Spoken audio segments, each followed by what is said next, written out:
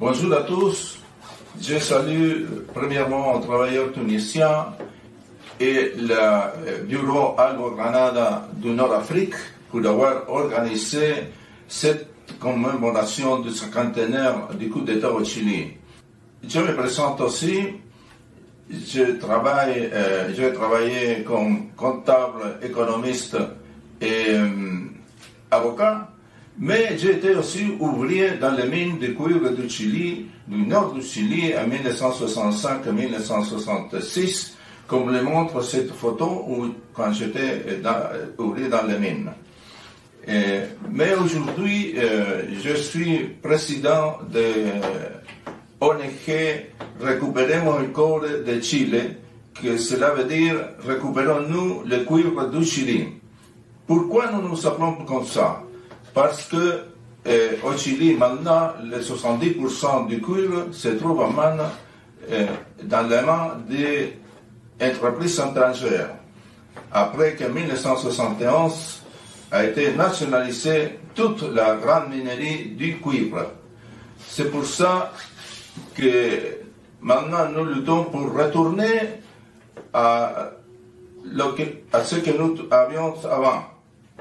En troisième lieu, je vous parle en français maintenant parce que j'étais en France entre 1966 et 1990, donc ça fait 33 ans que je ne parle pas français, donc je m'excuse si mon français n'est pas très bon et que j'utiliserai peut-être des mots en espagnol en croyant que c'était des mots français. Et je suis arrivé en France parce qu'en 1990, je suis expulsé vers la France après avoir été 27 mois en prison de février 1974 au septembre 1976.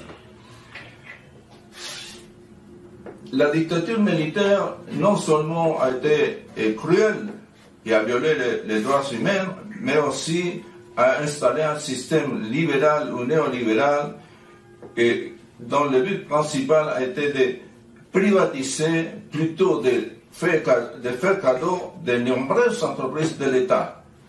Mais aussi, et ça il faut le reconnaître, la dictature militaire et surtout les militaires ont sauvegardé la nationalisation constitutionnellement qu'a fait le président Allende en 1971. Ça, il faut le reconnaître qu'ils ont sauvegardé la nationalisation.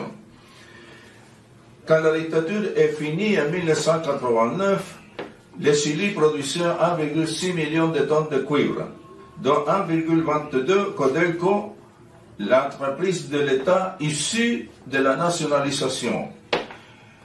Les entreprises privées produisaient seulement 214 000 tonnes. Et maintenant, ils produisent près de 5 millions de tonnes, c'est-à-dire 25 fois plus qu'en 1989. Mais ça a été très, très mauvais pour l'économie et l'industrie minière chilienne. Pourquoi? Parce qu'ils ne payent pas d'impôts. Et pourquoi ils ne payent pas d'impôts les entreprises minières étrangères? Parce que la tributation, c'est-à-dire la fiscalisation, a changé en 1990 quand est arrivé au pouvoir Patrice Aylwin avec la concertation, que c'est un groupement de partis de gauche et de centre, et qui ont gouverné de 1990 jusqu'à 2010, et qui ont fait une réforme de la fiscalité qui a consisté en changer les revenus présumés pour les revenus effectifs. Qu'est-ce que cela veut dire? Jusqu'en 1989, les entreprises minières devaient payer l'impôt en base les revenus présumés, c'est-à-dire la base tributable était les ventes des entreprises. C'est pour cela qu'aucune entreprise pouvait échapper au paiement de l'impôt, puisque depuis la première tonne de minerais qu'elle produisait et vendait, ils devaient payer, c'était la base pour payer l'impôt sur le revenu ou sur le bénéfice des entreprises. Cela a été changé en 1990 avec la loi 18.985 qui a fait que le revenu présumé a été changé pour le revenu effectif. Qu'est-ce que cela veut dire? Que le revenu effectif, c'est seulement quand les entreprises déclarent qu'ils ont eu des bénéfices ou des revenus pour payer l'impôt. Donc, quand, le gouvernement de Patrice Aylwin a dicté la loi 18.985, a changé les revenus présumés pour le revenu effectif. Qu'est-ce que cela veut dire, revenu effectif? Que l'impôt se paye seulement si les entreprises déclarent qu'ils ont eu des bénéfices ou des revenus. S'ils se déclarent des pertes, ils ne payent pas d'impôt. Qu'est-ce que sont fait les entreprises minières étrangères qui sont arrivées en Chine à partir de 1990? Elles ont déclaré des pertes tout le temps depuis 1990 jusqu'en 2004 et 2005. Et c'est-à-dire n'ont pas payé un seul dollar d'impôt à l'État chilien parce qu'elles ont déclaré des pertes. Pourquoi elles ont déclaré des pertes? Nous pouvions savoir parler de cela, mais cela nous changerait du thème central de cette allocution. Comme je ne parle pas très bien français, je vais utiliser un papier pour continuer à parler avec vous.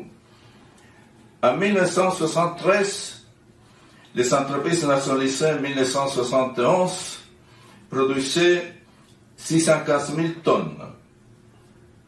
Et en 1989, elles ont augmenté à 1,2 million tonnes. En 1973, les entreprises chiliennes, c'est-à-dire Codelco, produisaient les 8,2% de la production mondiale. Et en 1989, elle était les 13,8% de la production mondiale. Toutes les entreprises de tous les pays du monde, hors le Chili, ont augmenté pendant 7 ans la production de cuivre en 649 000 tonnes, tandis que le Codelco, l'entreprise de l'État issue de la nationalisation, a augmenté la production en 628 000 tonnes de cuivre, c'est-à-dire plus de 40% de la production, de l'augmentation de la production mondiale entre 1973 et 1989 a été produite par Codelco, l'entreprise de l'État. Qu'est-ce que cela veut dire? Qu'entre 1973 et 1990, il n'avait pas besoin d'investissements étrangers dans l'industrie minière parce que l'État était plus que suffisant pour satisfaire les besoins de cuivre de tout le monde, et plus que la partie que occupait Codelco dans l'industrie mondiale. Et nous le répétons, nous n'avons jamais eu besoin de l'investissement étranger pour développer l'exploitation minière dans le cuivre. Alors, pourquoi elles sont venues, les entreprises étrangères, au Chili? C'est seulement par la corruption de nos élites politiques et économiques qui ont permis, avec les bakchiches, de pénétrer dans l'économie chilienne. En 1989, Codelco, entreprise de l'État qui produisait 1,2 million de cuivre, apportait à l'État les 25% de recettes de l'État.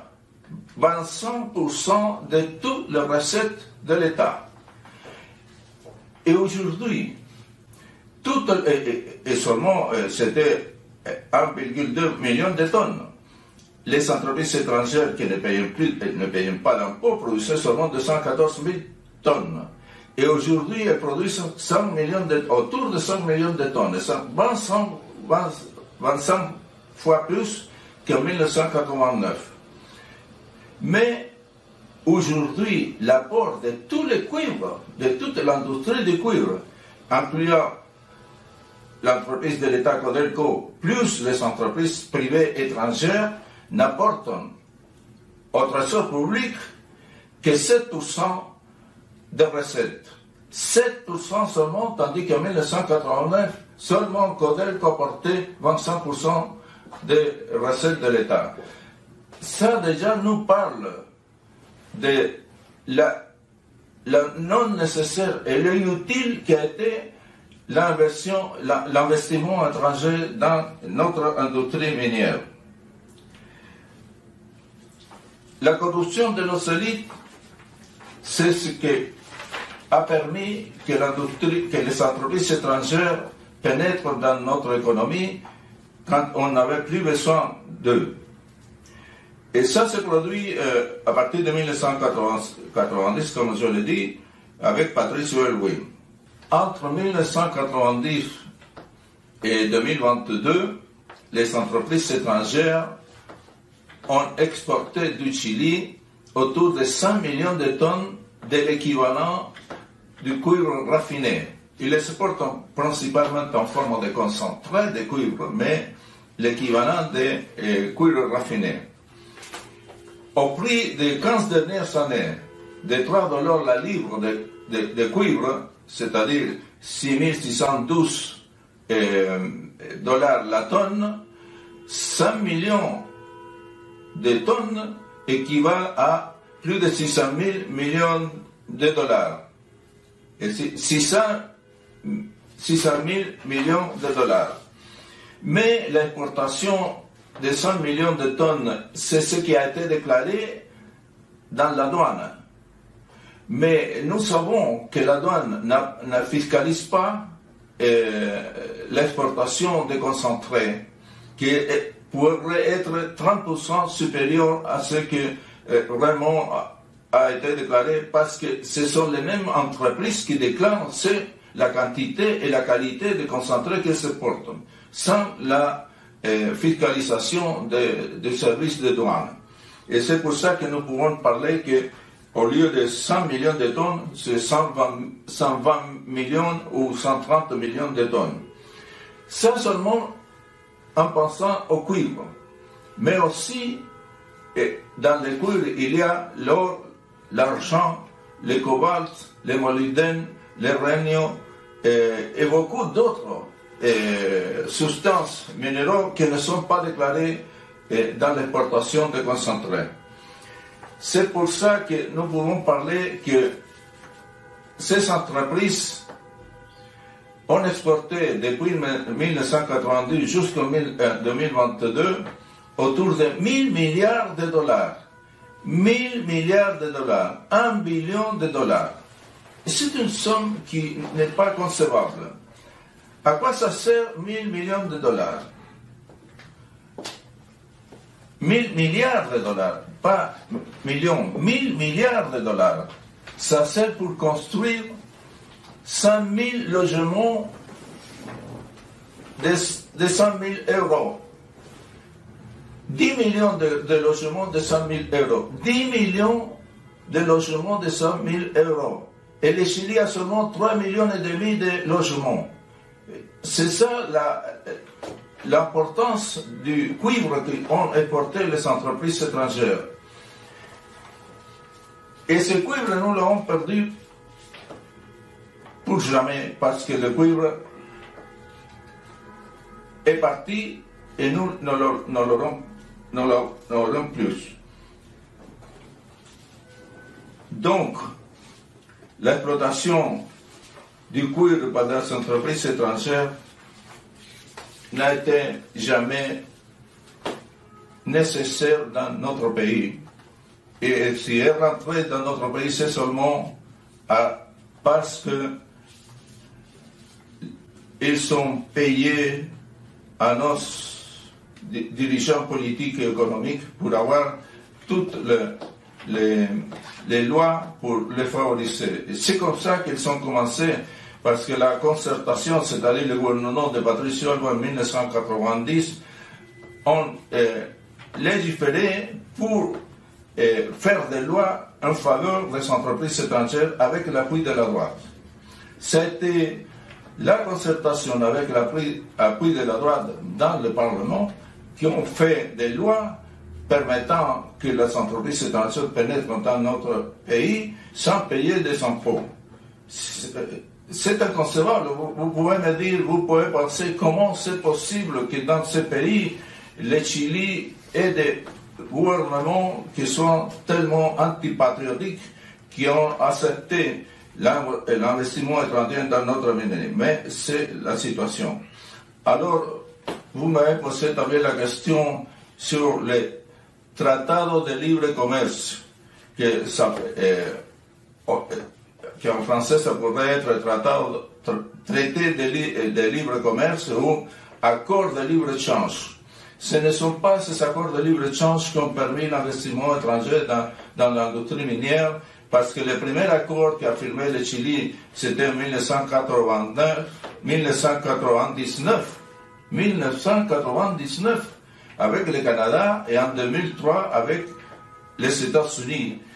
Et à ce temps-là, toutes les entreprises étrangères étaient déjà au Chili. Donc, les accords de libre-échange n'ont eu aucune raison dans l'investissement étranger. C'est la politique de nos dirigeants qui se sont rendus aux entreprises étrangères qui ont permis que la pénétration d'investissements étrangers qui n'était nullement nécessaire. C'est pour ça qu'aujourd'hui, notre organisation Récupérons le cuivre du Chili demande nouvellement la nationalisation de toutes les entreprises de la grande industrie minière du Chili. Je vous salue à tous et je aussi vous félicite nouvellement pour avoir commémoré le cinquantenaire du coup d'État au Chili en 1973, qui était un coup d'État cruel dont j'étais une victime. Merci à tous.